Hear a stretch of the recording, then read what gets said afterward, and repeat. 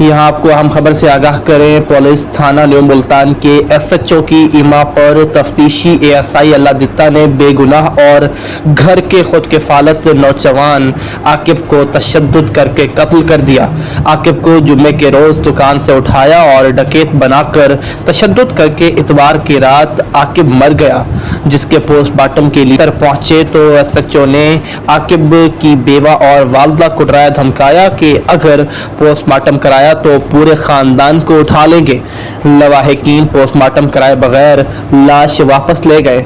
आकिब की बेवा और वालिदा ने वज़ीर आला Punjab, DIG Punjab, additional IG, RPO, CPO से इंसाफ की इस्तदा की है और बेगुनाह के कातिल पुलिस अफसरान पर कत्ल का मुकदमा दर्ज करने की इस्तदा की गई है। याद रहे कि 1 माह कबल आकिब की शादी हुई थी।